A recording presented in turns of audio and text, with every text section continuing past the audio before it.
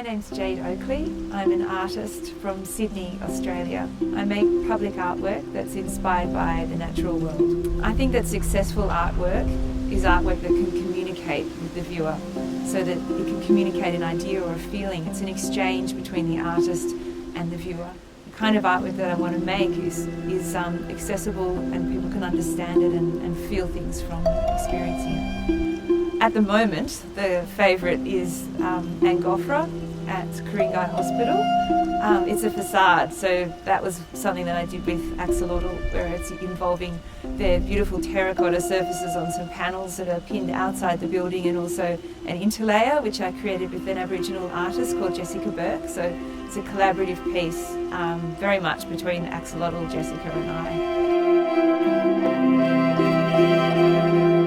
Often I'll work very closely with one of their designers, Emmeline, I'll bring her things like pieces of paper stuck together with sticky tape, or an idea that's sort of barely formed, and because we've been working together for years, she's got a way of understanding the vision that I've got and then helping me to nail it down. So Emmeline will help me with the design and help me to develop, and then we talk about sort of products and surface and materials, and she's very knowledgeable about fabrication, so that's really an important part of my work, is collaborating with other people.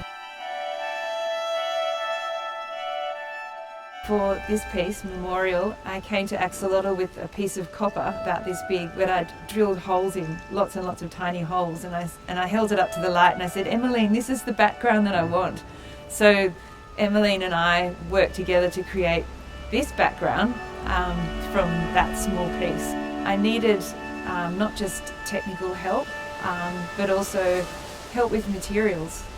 So there's always a point where I want to make something that it needs to be made out of steel, but then I don't want it to look like mild steel. I don't want it to rust like mild steel, but it needs to be able to be engineered and welded and certified as steel. But then it needs to look like something else, like aged brass or copper or bronze. So that's where I started working with Axolotl, and the relationships continued, partly because of friendship, because they're also lovely to work with, and partly because there's such a facility there for me as an artist. So it's not just about materials and surface, but it's about design collaboration and developing ideas and a relationship over many years.